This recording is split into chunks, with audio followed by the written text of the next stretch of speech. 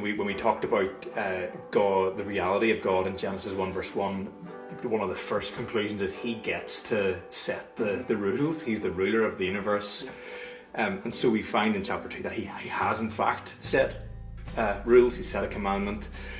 And so God says, of every tree of the garden you may freely eat, but of this one tree, the tree of the knowledge of good and evil, you must not eat of it. On the day you eat of it, you will surely die.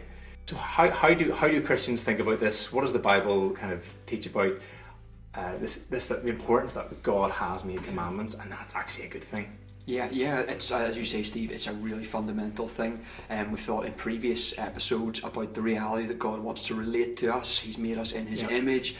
He has created through His Word.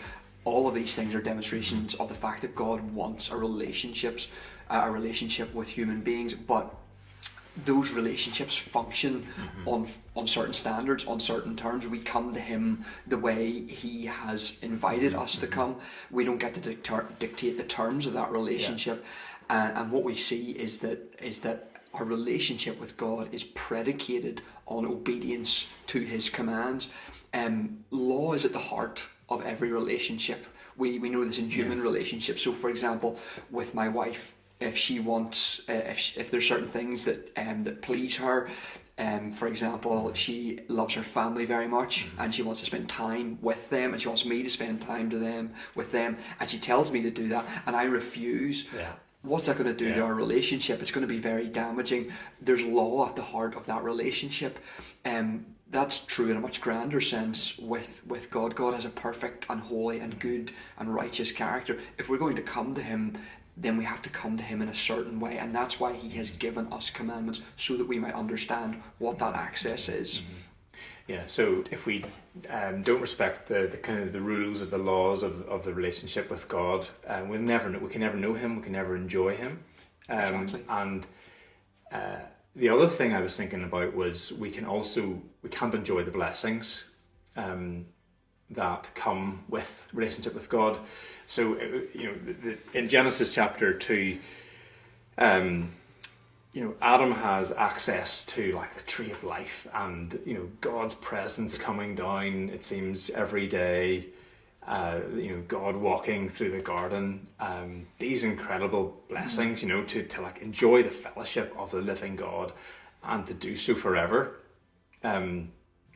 And so we want to keep maybe those blessings, but you don't get to have the blessings if you're like defying the God who is the source of those blessings. Absolutely.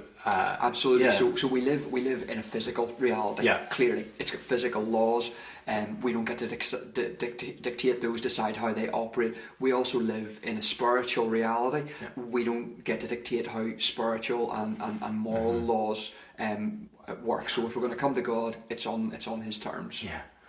If we want to know Him, we need to follow His commandments. If we want to know the blessings, we need to follow the commandments.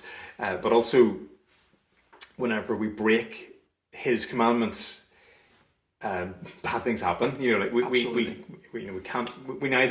forfeit the blessing, but we also come into curse. Basically, we're cut from all the sources of life and goodness.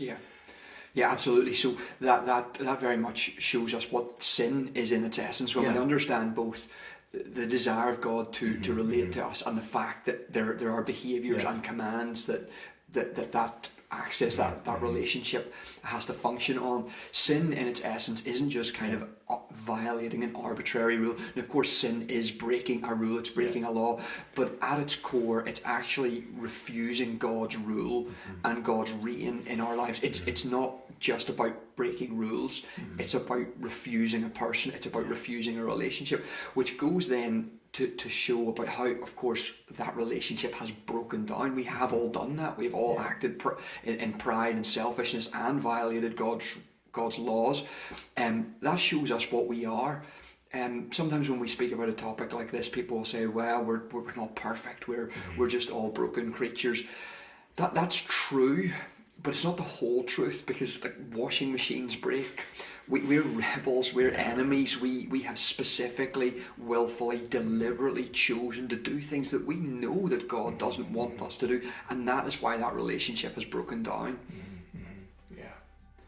And the rest of the Bible really unfolds the story of how God takes rebels and makes them into his sons, his children. That's great. We'll park that one there. God has given commandments because He is God. He gets to. We want to know Him, and we want to know the blessings that come from Him. We need to live in this life, this place of submission and obedience. So, thank you, Joel. Thanks, Steve. Pleasure.